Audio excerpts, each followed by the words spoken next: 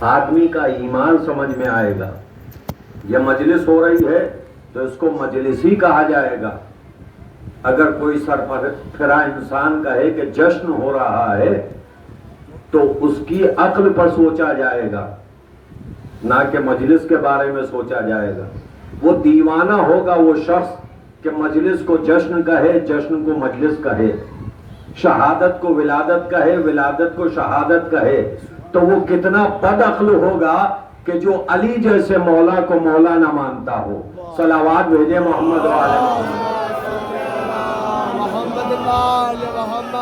مولا بنوایا کس نے؟ تاریخ بتاتی ہے کہ مولا بنوانے والا خالق کائنات، مولا بنانے والا سرور کائنات ہے، مولا بننے والا میرا مولا مولائے کائنات ہے. صلوات بھیجے محمد. تاریخ بتاتی ہے کہ میدان غدیر میں برسر منبر پورا واقعہ چھوڑتے ہوئے، آپ پڑھے لکھے لوگ ہیں، مولانا عالم دین تشریف فرما ہے، آپ سنتے رہتے ہیں، مجھ سے بہتر علماء و ذاکرین کی مجلس آپ سنتے ہیں.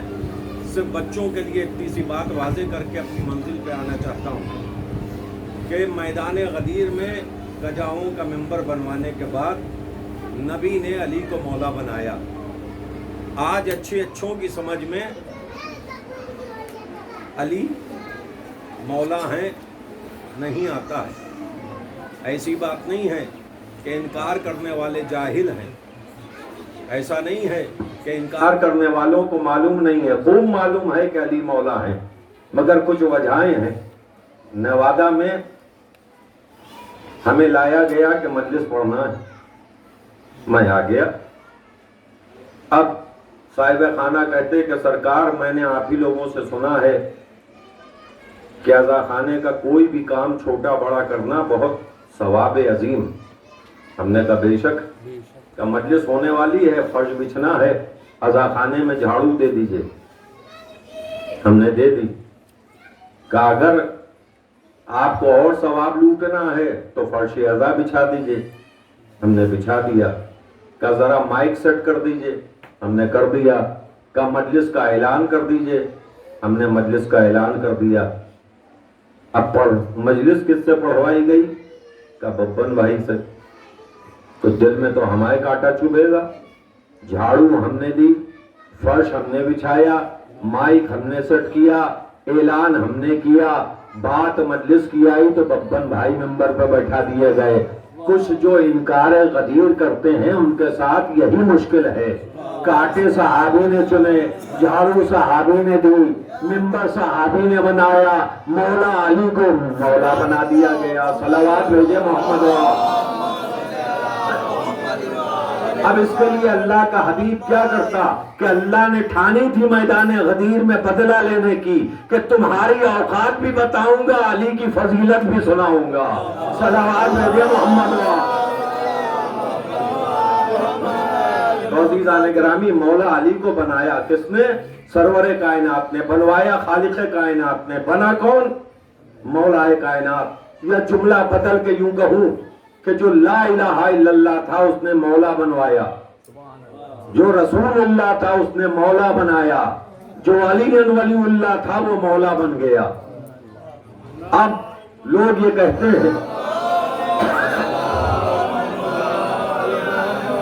کہ صاحب اہل بیت کے چاہنے والے تین کو نہیں مانتے. خدا کی لعنت ہے جو تین کو نہ مانے. جو لا الہ الا اللہ نہ مانے اس پر خدا کی لعنت. جو محمد رسول اللہ نہ مانے اس پر خدا کی لعنت. جو علی ولی اللہ نہ مانے اس پر خدا کی لعنت. پھر ہماری مسجدیں تین سے خالی نہیں. ہماری مسجدوں میں، ہماری عبادت خانوں میں تین نشانیاں ضرور ملیں گی. ایک ہے سجدگاہ، دوسرے ہے تسبیح جناب زہرا، تیسرے ہے منبر رسول. اب اگر کسی کی مسجد میں نہ ملے تو اس کی وجہ کیا ہے؟ تسبیح اس لیے نہیں ملتی کہ عقد زہرا نہ یاد آئے. سجدگاہ اس لیے غائب ہے مسجدوں سے لوگوں کی کہ کہیں کربلا نہ یاد آئے. منبر اس لیے نہیں رکھا جاتا کہ کہیں غدیر نہ یاد آئے. صلوات بھیجے محمد و آل محمد. اب ایک شکوہ ہم سے کیا جاتا ہے کہ صاحب آپ علی کو اتنا محترم کیوں مانتے ہیں؟ کوئی مجلس آپ کی یہاں کی ایسی نہیں ہوتی چھوٹی بڑی کہ جس میں ذکر اہل بیت اور ذکر علی نہ ہو. ہم نے کہا ٹھیک ہے، اگر آپ کو شکوہ ہے کہ علی کے علاوہ کسی اور کا بھی تذکرہ کیا جائے تو آپ نام دیں، ہم تذکرہ کریں گے. مگر چونکہ ہم کتابیں پڑھ کے پڑھتے ہیں تو جس کا آپ نام لیں گے اس کا تذکرہ تاریخ میں جس طرح ملے گا اسی طرح کریں گے. اگر قرآن میں بات ہے تو اگر اللہ نے اس پہ لعنت کی ہوگی تو ہم لعنت کریں گے. صلوات و درود ہوگا تو ہم صلوات و درود کا نام لیں گے. اب لوگ یہ کہتے ہیں کہ صاحب آپ لوگ تعصب کرتے ہیں، آپ چوتھے کو مانتے ہیں، چوتھے کا ذکر بہت کرتے ہیں. ہم نے کہا مطلب ہم چوتھے کو مانتے ہیں؟ ہم تو 12 کو مانتے ہیں. 4 میں 10 ملا کے ہم 14 کو مانتے ہیں.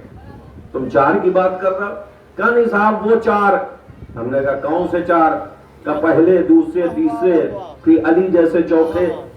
ہم نے کہا آپ بھی تو چوتھی کو مانتے ہیں اس لیے ہم چوتھے کو مانتے ہیں. تھا اور تھی میں فرق کیا ہے؟ عالم دین بیٹھے ہیں، بچوں کو تمیز ہے. تھی اور تھے میں فرق کیا ہے؟ کا مذکر اور مؤنث کا. ہم مذکر کو مانتے ہیں، آپ مؤنث کو مانتے ہیں. اگر ہم پہ یہ الزام ہے کہ ہم چوتھے کا ذکر بہت کرتے ہیں تو آپ بھی تو چوتھی کی تلاوت کرتے ہیں، آپ بھی تو حافظ قرآن ہیں. بھائی آسمانی 4 کتابیں ہیں نا، توریت، انجیل، زبور، قرآن. تو قرآن ہے چوتھی کتاب، آپ چوتھی کے حافظ بنتے ہیں. توجہ ہے نا؟ ہم چوتھے کا ذکر کرتے ہیں، اس میں شکوے کی کیا بات؟ کہا نہیں آپ ان سے پہلے کسی کو نہیں مانتے. اچھا تو آپ توریت کے حافظ کیوں نہیں ہیں؟ آپ انجیل کے حافظ کیوں نہیں ہیں؟ آپ زبور کے حافظ کیوں نہیں ہیں؟ آپ قرآن کے حافظ کیوں ہیں؟ کہ وہ 3 کتابیں آؤٹ آف ڈیٹ ہو گئیں. جو کتاب تا قیامت اپ ٹو ڈیٹ ہے ہم اس کو حفظ کرتے ہیں. یہی مجبوری ہم شیعوں کے ساتھ بھی ہے. جو تاریخ اسلام میں آؤٹ آف ڈیٹ ہو گیا ہم اس کا ذکر ممبر سے نہیں کرتے. جو ہر میدان جنگ میں اپ ٹو ڈیٹ رہا ہم اس کے فضائل پڑھتے ہیں. صلوات بھیجے محمد و آل محمد. میدان غدیر میں دیکھا دست رسول پہ اپ ٹو ڈیٹ، مسجد میں دیکھا ممبر رسول پہ اپ ٹو ڈیٹ، 16 رجب کو دیکھا دست رسول پہ اپ ٹو ڈیٹ. جہاں جہاں علی اپ ٹو ڈیٹ ملے ہم تذکرہ کرتے ہیں. لوگوں کو شکوہ ہے کہ آپ علی کو اتنا محترم کیوں مانتے ہیں. ٹھیک ہے آپ کا شکوہ ہے ہم علی کو اتنا محترم کیوں مانتے ہیں. تو میرے 3 سوال ہیں. کا سوال کیا ہے؟ کا پہلا سوال ہے کہ کعبے کو آپ نے محترم کیوں مانا؟ کہ صاحب اللہ کا گھر ہے. قرآن کو کیوں محترم مانا؟ کہ اللہ کی کتاب ہے. محمد کو محترم کیوں مانا؟ کہ اللہ کے رسول ہے. یعنی ایک دلیل ملی، ایک بات ثابت ہوئی کہ جو چیز اللہ سے منسوب ہو جائے وہ قابل عزت ہے، قابل قدر ہے.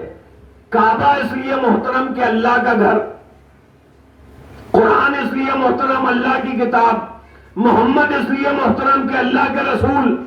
تو جو چیز اللہ سے منسوب ہو وہ محترم ہوتی ہے. جملہ بدل کے کہوں، کعبہ اس لیے محترم کہ بیت اللہ، قرآن اس لیے محترم کہ کتاب اللہ، تو علی اس لیے محترم کہ علی ولی اللہ. صلوات بھیجے محمد و آل محمد. رسول محترم ہو سکتا ہے رسول اللہ ہو کے، قرآن محترم ہو سکتا ہے کتاب اللہ ہو کے. کعبہ، یہی وجہ تھی کہ نبی نے 3 حدیثیں سنائی. فرمایا کعبے کی طرف نگاہ ڈالنا، کعبے کو دیکھنا عبادت ہے، قرآن کو دیکھنا عبادت ہے. پڑھنا تو چھوڑ دیجئے، بہت بڑا ثواب ہے. دیکھنا عبادت ہے، اور علی کے چہرے پہ نگاہ کرنا عبادت ہے. وجہ یہی تو تھی نبی کے پاس کہ کعبہ تھا بیت اللہ، قرآن تھا کتاب اللہ. علی کا چہرہ ہے وجہ اللہ، تو غدیر میں علی کو مولا بنایا، جس کے لیے اتنی بات چھیڑی ہے۔ اپنے موضوع پر آ جاؤں کہ قرآن کی روح سے 3 مولا ہیں، خدا مولا، اس کا آخری نبی مولا، میرا مولا علی مولا، چوتھا مولا کوئی نہیں۔ مگر شیعوں کی زبان پر جیسے ٹھوکر کھاتے ہی یا علی آتا ہے، ویسے ہی اکثر آپ نے مومنین سے سنا ہوگا باب الحوائج، قمر بنی ہاشم، سقائے حرم، سقائے سکینہ، یہ تمام القاب بعد میں آتے ہیں۔ جب کسی پر کوئی مشکل آتی ہے تو جناب امیر کو پکارتا ہے، اور کچھ لوگ زیادہ عقیدت رکھتے ہیں مولا عباس سے، تو کیا کہتے ہیں؟ مولا عباس مدد کیجئے۔ مولا ہے 3، یا خدا ہے، یا رسول ہے، یا علی ہے۔ یہ کس نے اجازت دی کہ مولا کہا جائے عباس کو؟ تو ہر عالم چلا کے ایک ہی جواب دے گا، پہلے کتابیں پڑھو پھر ممبر پہ بیٹھنا۔ غدیر میں جو مولا بنایا گیا، اس نے امام حسن کی تمنا نہ کی، امام حسین کی تمنا نہ کی، 2 معصوم بیٹے ہوتے ہوئے عباس کی تمنا کی۔ چونکہ غدیر میں بننے والے مولا نے مولا عباس کی تمنا کی، اس لیے مولا یہ بھی کہلاتے ہیں۔ مولا کے معنی کیا ہے؟ علی میاں ندوی نے عربی کے 70 معنوں میں 69 تو لکھ دیے، سوائے جانشینی کے۔ علی کو رسول کا جانشین نہ مانا، سب کچھ لکھ دیا گیا۔ ہمدرد، قوت بازو، ساتھ دینے والا، ساتھ رہنے والا، تو کیا مولا عباس امام حسین کے ساتھ نہ تھے؟ قوت بازو نہ تھے؟ جس طرح مولا علی نے نبی کا ساتھ دیا، اسی طرح مولا عباس نے امام حسین کا ساتھ دیا۔ اب جہاں تک بات آتی ہے وارث کی، عالم دین بیٹھے ہیں، یہ تو کافی پڑھے لکھے ہیں، کسی مدرسے کے طالب علم کو بلا لیجئے نوادہ، خدا نہ کرے کسی کے جنازے کی نماز ہونا ہو، اس سے کہیے کہ نماز جنازہ پڑھا دو، تو نماز جنازہ کی نیت کرنے سے پہلے مدرسے کا ٹیچر نہیں ہے، اساتذہ میں شمار نہیں ہے، پرنسپل نہیں ہے، ایک طالب علم ہے، اس کو تمیز ہے کہ نماز جنازہ پڑھانے سے پہلے نیت ہوگی، نیت کرنے سے پہلے اجازت لی جائے گی۔ کس سے؟ وارث سے۔ تو نبی کی نماز پڑھائی کس نے؟ علی نے۔ تاریخ بتائے علی نے اجازت کس سے لی؟ علی تھے معصوم امام، معصوم سے خطا نہیں ہوتی۔ جب غیر معصوم مولوی بغیر اجازت کے نماز نہیں پڑھاتا تو معصوم امام نے اجازت کس سے لی؟ تاریخ گواہ ہے کہ اجازت وارث سے لی جاتی ہے۔ علی خود نبی کے وارث تھے تو اجازت کس سے لیتے؟ اب جب سقیفہ سے فرصت ملی تو ان لوگوں کو علی کے پاس آنا چاہیے تھا کہ یا علی، سنا آپ نے نبی کی نماز پڑھا دی، مجھ سے اجازت کیوں نہ لی؟ وارث تو میں تھا، بغیر اجازت کے نماز کیسے ہو گئی؟ کسی کا نہ آنا، دعویٰ نہ کرنا اس بات کی دلیل بنی کہ دشمن کو بھی معلوم تھا کہ نبی کا وارث فقط علی ہے۔ صلوات لیجئے محمد عزیزان گرامی، صرف تمہید مصائب میں اتنے فضائل پڑھے، ورنہ تاریخ 8ویں محرم ہے، تاریخ پرغم تاریخ ہے۔ آج کی تاریخ صرف اہل بیت کے چاہنے والوں کو معرفت نہیں، غیر بھی جانتے ہیں کہ 8ویں محرم 9ویں محرم سے کم نہیں۔ کیوں؟ چاند رات سے لے کر عاشورے تک امام حسین کے عزاداروں کے لیے ہر تاریخ، ہر رات، ہر گھنٹہ ہر منٹ ہر سیکنڈ قیمتی ہے غم کے اعتبار سے، مگر 8ویں تاریخ میں جو اثر ہے جیسے شب عاشور کا اثر ہو، 8ویں محرم سے آدمی اس بات کے لیے تیار ہو جاتا ہے کہ فقط رونا ہے۔ رونے والے چاند رات سے رو رہے ہیں، گریہ کرنے والے پہلی محرم کی صبح سے تڑپ رہے ہیں۔ 8ویں محرم میں اثر کیا ہے؟ کہ 8ویں محرم میں اثر اس بات کا زیادہ ہے کہ جس شجاع سے یہ تاریخ منسوب ہے وہ شہداء کی فہرست میں امام حسین کی نگاہ میں بڑا عظیم شہید تھا۔ ابھی میں نے ربط مصائب دیے ہیں، مصائب نہیں ہیں، آپ کی سسکیاں بن گئیں، آپ کی آوازیں بلند ہو گئیں، آپ کی آنکھوں سے آنسوؤں کا سمندر جاری ہو گیا، مولا آپ کو سلامت رکھیں۔ جناب ام کلثوم، جناب سیدہ آپ کے پرسے کو قبول فرمائیں۔ تاریخ بتاتی ہے کہ امام حسین تھے سرکار سید الشہداء، شہدائے کربلا کے سردار۔ جناب عباس کا لقب تھا افضل الشہداء۔ ایک عزاخانے میں مجلس میں پڑھوں، ایک میں محترم ہمارے بڑے بھائی بپن بھائی پڑھیں، تو مجمع فیصلہ کرے گا نا کہ ان دونوں میں افضل کون ہے، مجلس کس کی بہتر رہی، کس نے زیادہ رلایا، کس کے جملے اچھے تھے، کس نے قرآن کی آیتیں زیادہ سنائیں، کس نے حدیث معصوم زیادہ نقل کی، بہتر کون ہے، افضل کون ہے۔ آپ کی نگاہ میں دونوں کی مجلس سننے کے بعد اتنا ذہن اسٹرائک کرے گا کہ ہم دونوں میں بہتر کون ہے، افضل کون ہے۔ جناب عباس کو افضل الشہداء کسی عالم نے نہیں کہا ہے، معصوم امام نے کہا، امام حسین نے لقب عطا کیا۔ کیا فرمایا؟ تم افضل الشہداء ہو۔ اگر بچے اس بات کو سمجھ جائیں تو تڑپ تڑپ کر روئیں گے۔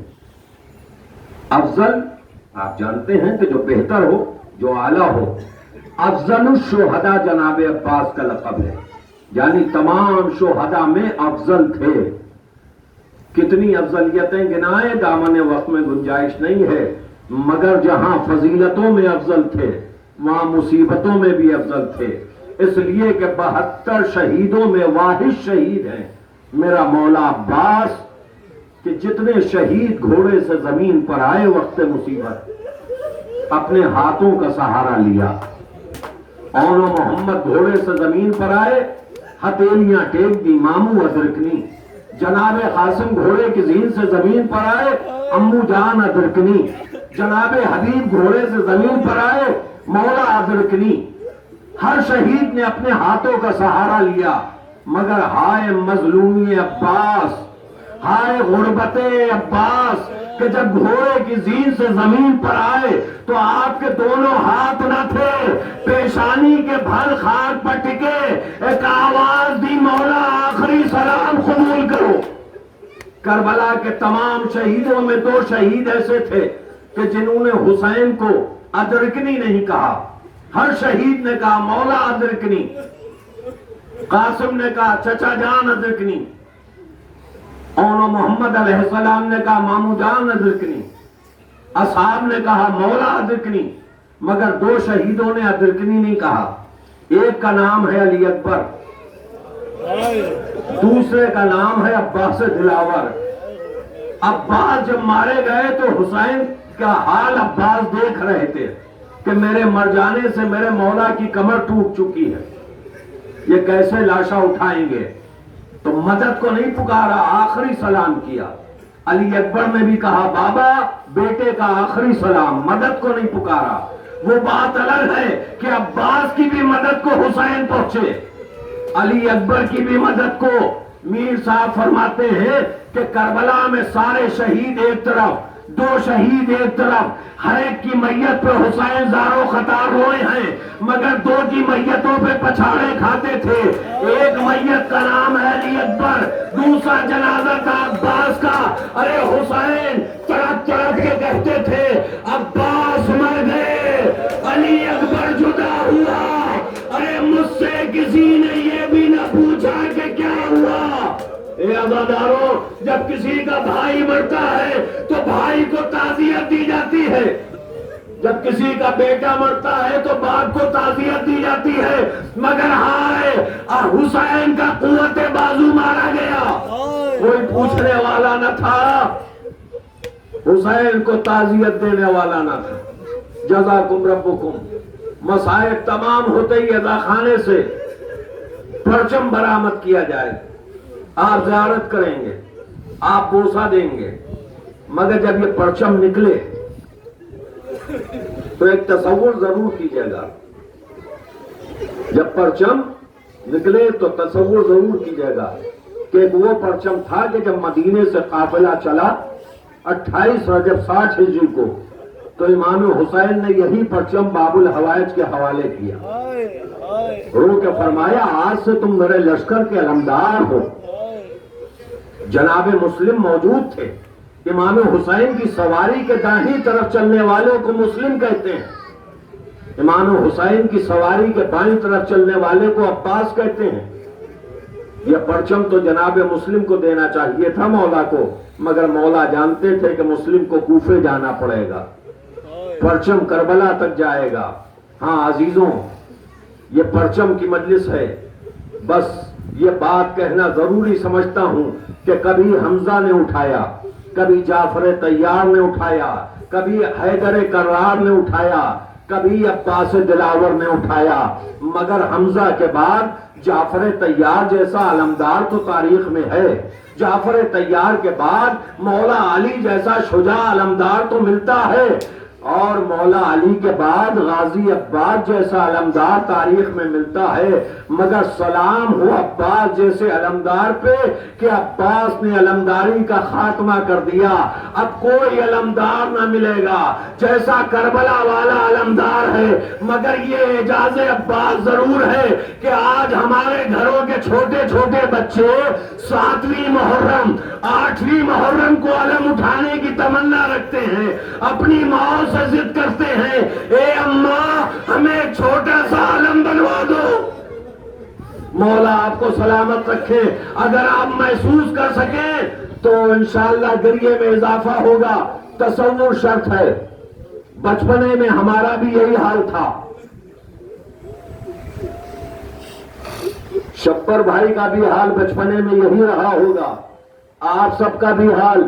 آپ نے دیکھا ہے نا کہ جب ہم جوان ہو جاتے ہیں، جب ہم بوڑھے ہو جاتے ہیں تو ہم مجلسیں تو کراتے ہیں، تبرک بانٹتے ہیں، صفے ماتم بچھاتے ہیں، سب کچھ کرتے ہیں، مگر آگے کی نسل میں جو بچے ہوتے ہیں، آپ کو بھی بچپنے میں شوق رہا ہوگا کہ علم سجا جائے، چھوٹا سا علم ہو، ہمارے ہاتھوں میں ہو، ہم علم ضرور اٹھائیں گے۔ یہ بچوں میں کیفیت علم اٹھانے کی کیوں ہے؟ یہ جانتے ہیں اس علم سے بچوں کا رشتہ سگا ہے، اس لیے کہ جب بچے کربلا میں پیاسے تھے تو ننھے ننھے ہاتھوں میں کوزے لیے فرما رہے تھے الا تش الا تش، ہائے پیاس مارے ڈالتی ہے، ہائے پیاس مارے ڈالتی ہے۔ اس قافلے کی قیادت کرنے والی حسین کی بیٹی سکینہ، یہ ننھا سا قافلہ خیمے سے باہر آیا۔ ہاں عزیزوں، ایک مرتبہ جناب عباس کی نگاہ پڑی تو آگے آگے سکینہ تھی، پیچھے پیچھے کمسن بچے تھے۔ امو جان الا تش، ہائے پیاس مارے ڈالتی۔ امام حسین کے خیمے کی طرف جناب عباس نے اشارہ کیا، کہا سکینہ اپنے بابا سے کہو کہ میدان کی اجازت دے دے۔ بچے آئے، مولا سے کہا گیا، امام حسین بات کو سمجھ گئے، آواز دی عباس میدان میں جانے کی اجازت ہے، نہر تک جاؤ، پانی کی سبیل کرو، جنگ ہرگز نہ کرنا۔ مگر زینب سے آخری ملاقات کر لو۔ ثانیہ زہرا جس خیمے میں تھی وہ مجلس تمام ہے. جناب عباس نے کلمہ شہادت کی انگلی کو اٹھایا، ثانیہ زہرا کے خیمے کو غور سے دیکھا، سر جھکا کے فرمایا السلام علیک یا بنت امیر المومنین، اے امیر المومنین کی بیٹی عباس کا سلام ہو. زینب نے پردے کو ہٹایا، علی کا شیر خیمے میں داخل ہوا، دیکھا تو ہاتھ میں علم تھا. کہا عباس کہاں کا ارادہ ہے؟ کہا سبیل کرنے جانا ہے، میرے مولا نے حکم دیا ہے، کیا آپ کی اجازت ہے؟ کہا میدان میں جا رہے ہو؟ کہا نہیں، جنگ کی اجازت نہیں ملی شہزادی، سبیل کی اجازت ملی ہے. جناب زینب نے کہا عباس صرف تم سے ایک جملہ کہتی ہوں، باقی جانے سے روکتی نہیں. جب 21 رمضان کی رات آئی تو میرے بابا نے حجرے میں بلا کے کچھ وصیتیں کی تھی، آخر میں میرے شانے سے چادر ہٹا کے میرے شانے کو بوسا دیا تھا. تو میں نے اپنے بابا سے پوچھا تھا، اے بابا یہ بوسے کیوں دے رہے ہو؟ تو میرے بابا نے کہا تھا کہ کربلا میرا سن بن جائے گی، بس یہ سننا تھا. زینب تڑپ کے بولی، اے عباس مجھے یقین نہ آتا تھا جس کا شیر سا بھائی عباس ہو اس زینب کے بازو میں رسن بنے. اے بھیا اب تو تم میدان کی طرف جا رہے ہو، اب مجھے یقین ہو گیا کہ زینب کے بازوؤں میں رسن بھی بندھے گی، سر سے چادر بھی چھینی جائے گی، شام غریبہ میں خیموں میں آگ بھی لگائے گی.